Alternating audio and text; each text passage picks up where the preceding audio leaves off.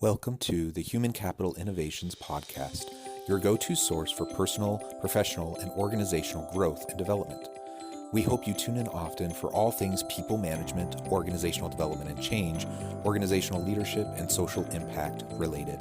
Maximize your personal and organizational potential with Human Capital Innovations Podcast.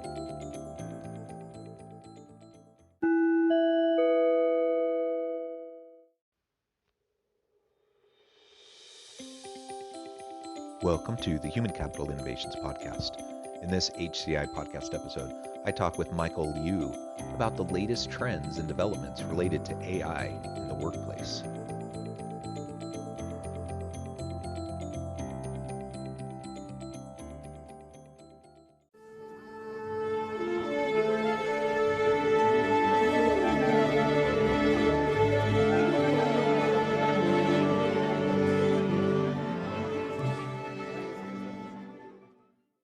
Michael Liou, welcome to the Human Capital Innovations Podcast. Thanks, Jonathan. Thanks for having me today. Yeah, it's a real pleasure. I'm excited to have this conversation with you. It was fun getting to know you a little bit in the pre-interview as we were just talking and getting to know each other and getting ready for the episode. And you have expertise in an area that I know listeners are super tuned into, and that is AI in the workplace. And how do we leverage artificial intelligence and deep machine learning to better our workplaces in a variety of ways. So that'll be the topic that we explore together today. And I'm really excited for the conversation. As we get started, I wanted to share Michael's bio with everybody. Michael Liou is VP of Strategy and Growth at Chooch AI, where he brings a unique blend of strategy, marketing, investment, venture capital, and product development skills. Michael brings an extensive background in venture capital, where he has been an active early stage investor, investing in over 100 tech startups, including notable unicorns such as Robinhood. Michael worked with Citi Private Bank, serving ultra high net worth family offices in the Bay Area. Prior to his role at Citi, Michael founded Anvil Capital Advisors. He also spent 18 years at Goldman Sachs as a managing director, overseeing several business units, both in New York and San Francisco. He holds a Master's of Business Administration from NYU Stern School of Business, a Master's of Science from Columbia University's School of Engineering and Applied Sciences, and a Bachelor of Science from Brown University. He recently served on the board of the San Mateo Public Library Foundation. It is a real pleasure to have you, Michael. So much expertise, such a rich career, and so many insights I'm sure you're going to be able to provide as we launch into the conversation about artificial intelligence in the workplace. Before we do that, though, is there anything else you would like to share with listeners by way of your personal background or context that would lend itself to this conversation? Thanks, Jonathan. I think probably the only thing I would like to share is in my last 10 years of investing, I've encountered a lot of great companies. And ironically, Chooch AI was actually the first company I invested in, actually back in 2016. And it actually was my largest seed check in the last 5+ years or so. And so I've been quite fortunate to have a front row seat watching this company grow and develop its technology for the first 3.5 years or so. And then I find it somewhat ironic that in December of 2019, I was asked by the CEO, Irma Gultekin, to actually join as head of strategy and growth. And so now I find myself back in technology, where I originally started with Bell Labs Research back in the 80s, now working with some of the best and brightest people at this AI company. Yeah, that's really great. And again, you have a really nice complementary set of experiences in your portfolio, you know, the work that you've done over the years throughout your career. And it's led you to this space now where you get to, again, as VP of strategy, you get to lead out with this AI development and integration across organizations. So you're attuned to all of the latest trends, all of the latest developments in the field. And I'm super interested in learning from you today and having a conversation about what those are and how we can best, as people managers, as organizational leaders, how we can best leverage the existing technologies to improve the lives of our people, to improve the situations that we find ourselves in within the workplace. So why don't we start by just exploring some of the current trends? What are you seeing in this space, and what is Well, let's start there. What are the current AI trends, and then we can start to move into how we see that moving into the workplace. Sure, Jonathan, and thanks again.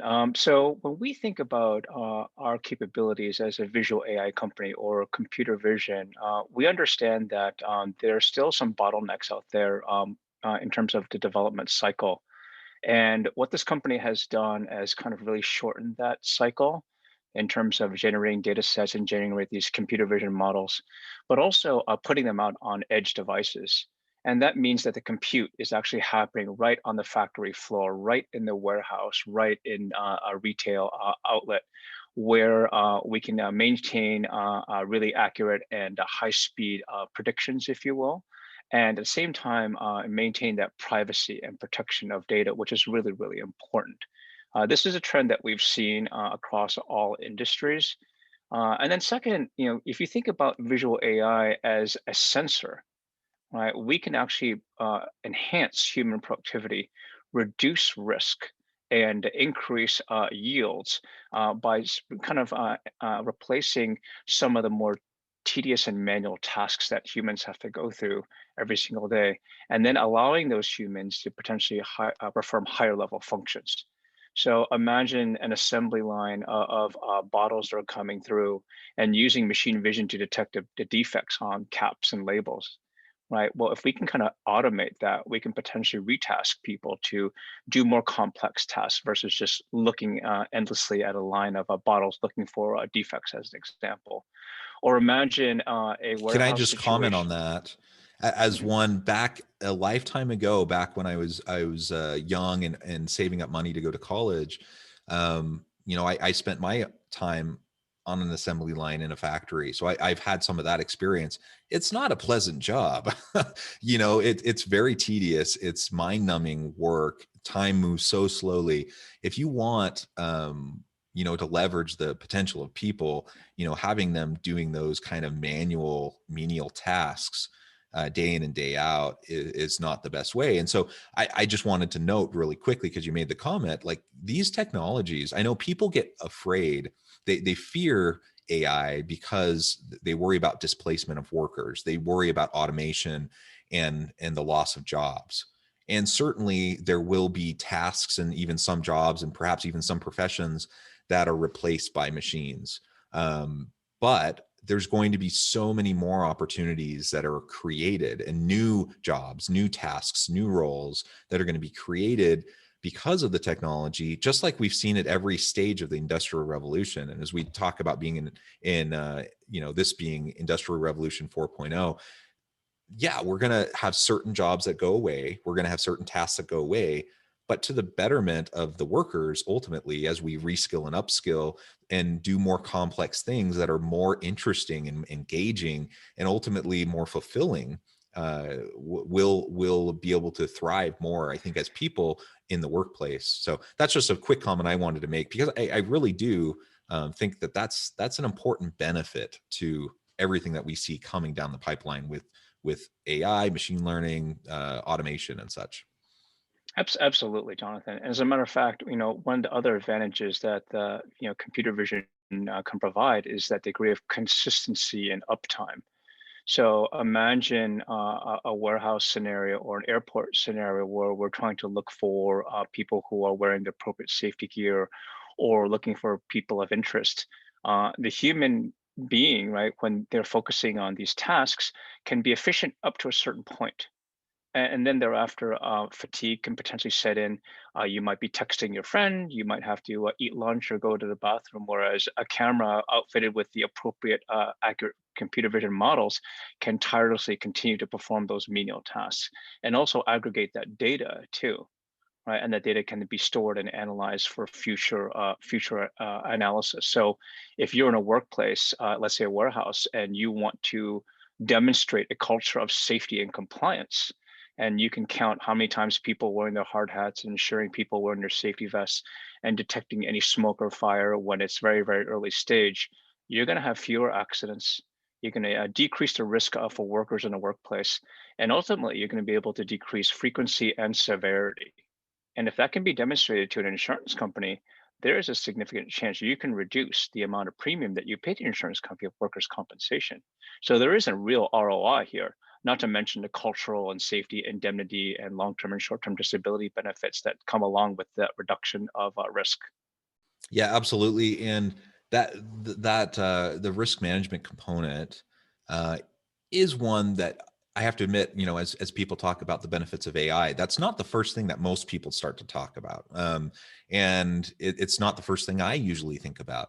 But as an HR professional in the HR and people management space, safety and compliance is a big deal. And if you want to make sure, you know the premium issue and the cost savings component alone is worth doing this, but also of course just the human cost, right, of pain and suffering due to injuries, or heaven forbid even death in the workplace. If we can eliminate more of those types of incidences, that's to everyone's benefit. That's to the organization's bottom line benefit, but it's also to the team and the individual's benefit, because they're taken care of.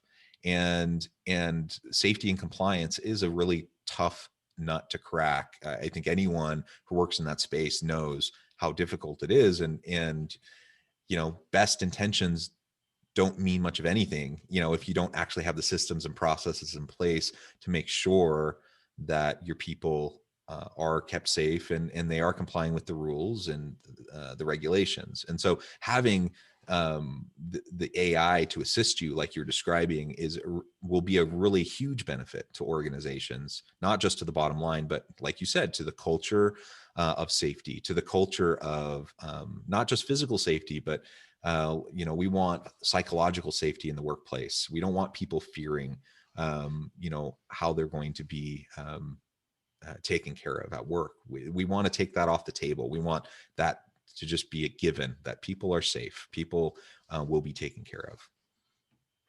Absolutely. I mean, there's the financial repercussions, and then, as you mentioned, there's the cultural repercussions. Culturally, meaning a reputational risk, compliance risk, sanction risk, and of course, litigation risk as well too.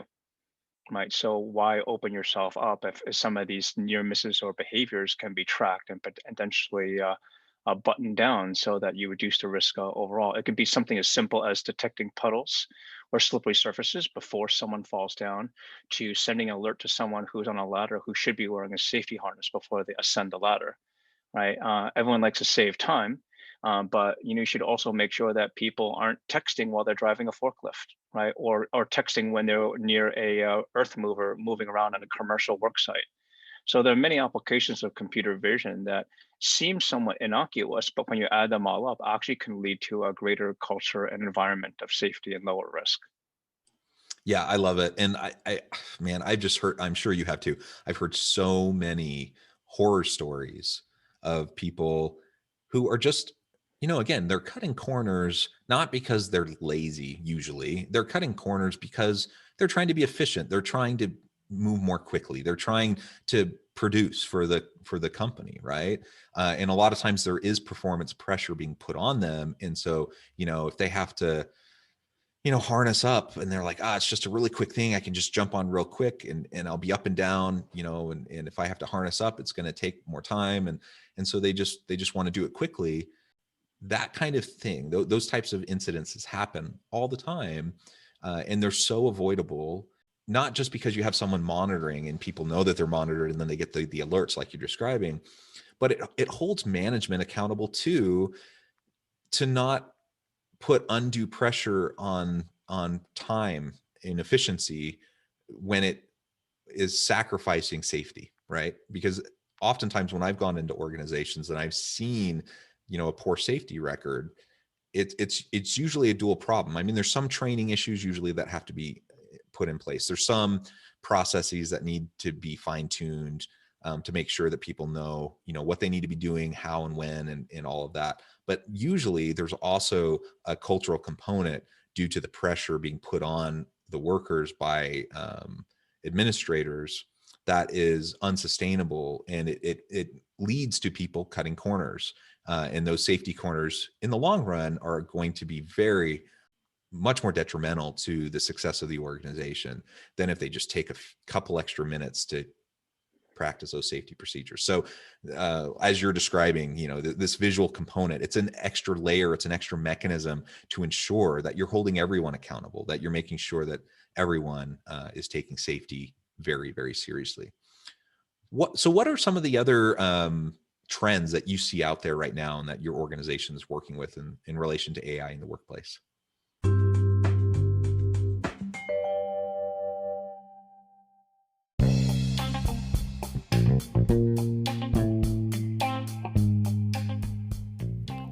I'm excited to announce the publication of my new book from HCI Press, The Alchemy of Truly Remarkable Leadership: Ordinary, Everyday Actions That Produce Extraordinary Results.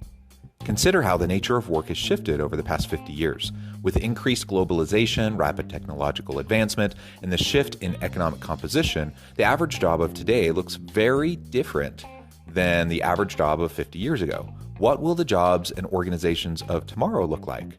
Moreover, what does this all mean for organizational leaders? What are the core competencies and capabilities of organizations and their leadership that are prepared for continued disruption and geopolitical and socioeconomic shifts?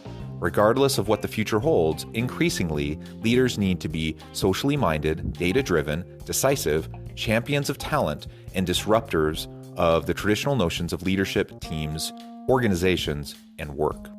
The Alchemy of Truly Remarkable Leadership will help you to explore your own leadership competencies and capabilities and consider ways to apply and implement them into your workplace and personal life.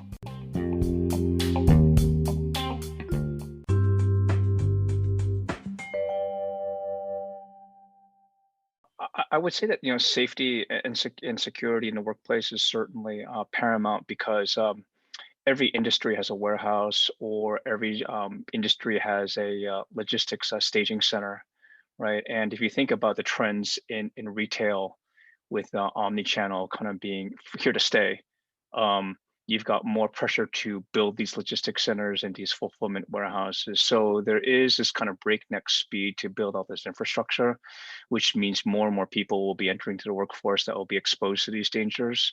And so as a result, in this kind of hurry to kind of be competitive, there is this risk again that people may cut corners. I mean, there is an OSHA requirement that if you have an injury or accident in the workplace, this needs to be reported in 24 hours. And I'm pretty sure that's not being complied to, right?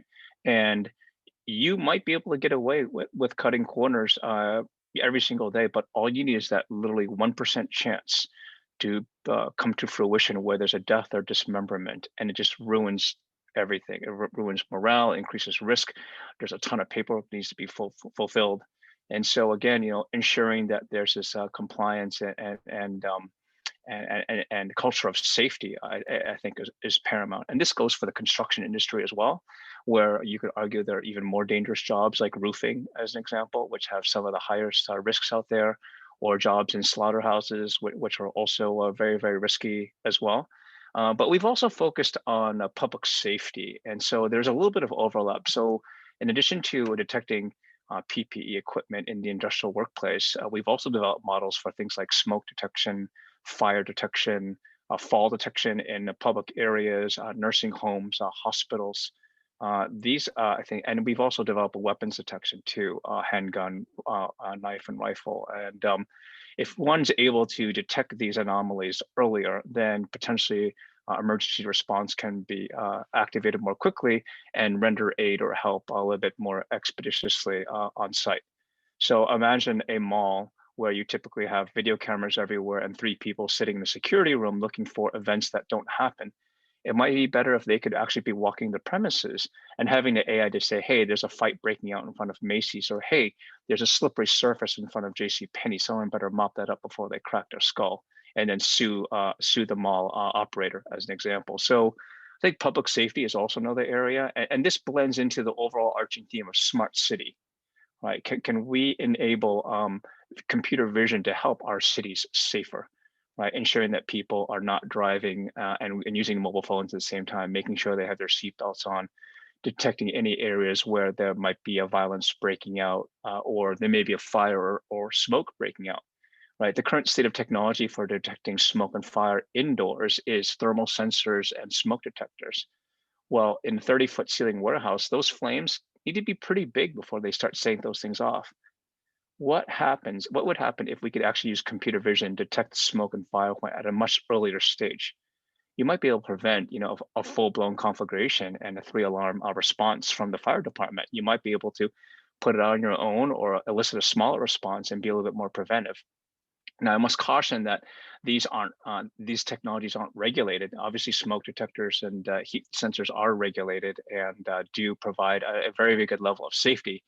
But we do think that computer vision, our AI models, could be complementary to these existing technologies, and again, potentially save lives and damage and speed response or initiate response faster. Yeah, yeah, and that speed response, I think, is one of the critical components whenever you're dealing with these sorts of safety issues. And you've raised a couple times now, not just the traditional OSHA safety type concerns, but also things like weapon detection. I don't want to get into a whole political conversation on guns rights and gun issues, but the reality is that we live in current climate and context where gun violence is fairly prevalent.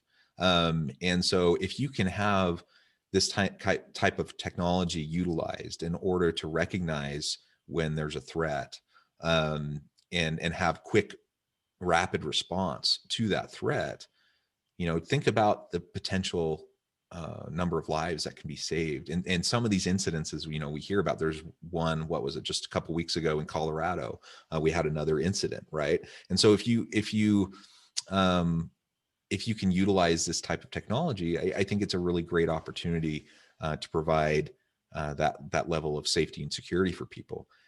Now, and you also brought up the regulatory piece and how that currently isn't in place for this technology.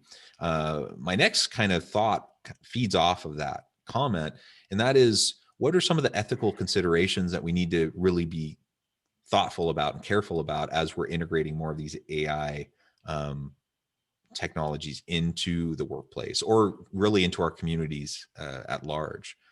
Because certainly there, in terms of the surveillance piece and some of these other elements, there's certainly potential for concern. So what is your organization doing to help with that kind of ethical AI drive to make sure that we're doing things properly? And what should organizations and leaders listening to this podcast today, what should they be considering as they consider those ethical components to utilizing your technology and other similar technologies? Yeah, no, this is a really, really important topic, Jonathan, when it comes to computer vision. And if you think about the models that are out there, there are two main concerns that you can break this into. One is obviously privacy, and the second is bias. And bias in models comes from bias in data that helps train those models.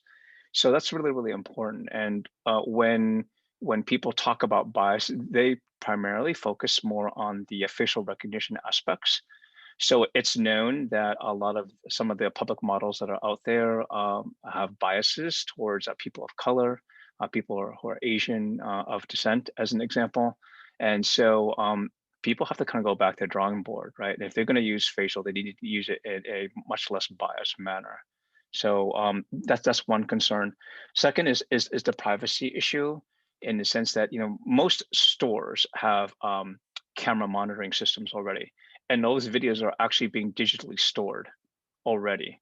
And the difference is that typically these videos are monitored by a staff of humans, either on site or off site, for any security. And so they're kind of watching you anyway, right? What we need to be careful about in with computer vision is that we need to use it for the basis of good, for the for the public good, if you will. And so when people say like, well, are you recording my face, or can you recognize who we are? It depends upon what computer models are actually loaded into the system. So as an example, if I just have fire and smoke detection and fall detection loaded into our system, then that's all it's going to detect. Right. So it's not going to detect human faces. It's not going to do demographics. It's not going to determine racial or ethnicity amongst the population. And so there is a degree of control that can be that management has in terms of when they implement certain particular models. You could implement weapons detection, fire and smoke for just a public safety aspect. And again, there's no facial recognition happening in those cameras. There's no database to cross-reference people. So I think it's important to kind of clarify what can and cannot be done. There are companies who do focus on facial, and there are companies who have extensive databases of people's identities matched up with faces. Um, I can tell you at Chooch AI, this is that we do not do that. We do have private enterprise inquiries for people who want to use facial for things like airplane check-in, airplane boarding, a cruise line check-in, hospitality, access control, right, in the public and private sector into restricted areas. And I think that's fine, right? As a matter of fact, when you use facial for access control, you kind of eliminate the risk for any type of potential compromise, like giving someone your passcode or giving someone your key card, right? And actually might make things a little bit safer. But again, I think it's important to understand that the computer vision models will do and be trained specifically for its particular task. Yeah, excellent, excellent. I think those are all important points, and we really just scratched the surface of the conversation in relation to the ethical components. I mean, really, we scratched the surface on all of the AI potential within the workplace, but those ethical components are, we can't forget about that. And sometimes we get super excited about the engineering piece, of the technology and the capabilities. But if we sever the development of the continued development of the technology from the ethical conversations, then that's where we can take the humanity out of the workplace potentially and find ourselves in other difficult situations. So I appreciate that lens that you added to our conversation here today, and I would encourage listeners, have these meaningful conversations with your C-suite leadership and leadership down the organization, and talk about how the types of applications that Michael has been describing, how it could be utilized while keeping in mind that those ethical components and the protections for your people and for the customers. Michael, it has been a real pleasure talking with you today.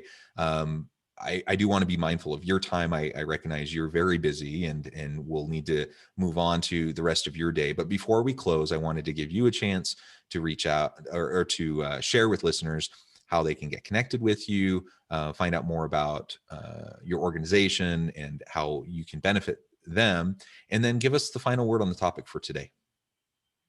Yeah, sure, Jonathan. So I'm reachable at Michael at chooch.ai. And more information can be found on our website at chooch.ai. It's a fairly rich website with a number of different links to videos, capabilities, verticals, as well as demo links to our vast capabilities. We are very horizontal, Jonathan. So we have applications in many different industries, ranging from oil and gas to healthcare, media, retail, industrial warehouses, and even geospatial capabilities. So, I think the team here has worked very, very hard in creating a very powerful and flexible platform, and we're looking to help other organizations. I hate to overuse this word, but use computer vision for digital transformation, reduce risk, potentially enhance safety, increase yield, decrease costs, and just make their workplace more efficient. Wonderful. Thank you, Michael. It has been a real pleasure talking with you. I encourage listeners to reach out, get connected with Michael, find out more about what he and his company can do for you. And as always, I hope everyone can stay healthy and safe, that you can find meaning and purpose at work each and every day. And I hope you all have a great week.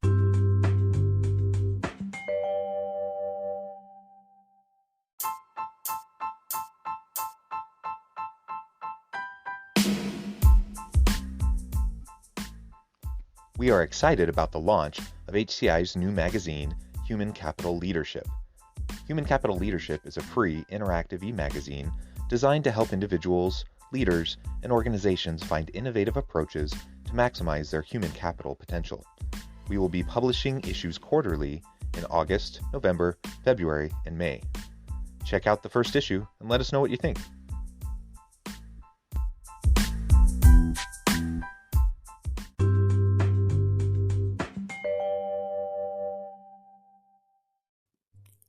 Thanks again for joining us for this episode of the Human Capital Innovations Podcast. I hope you stay healthy and safe and that you have a great week.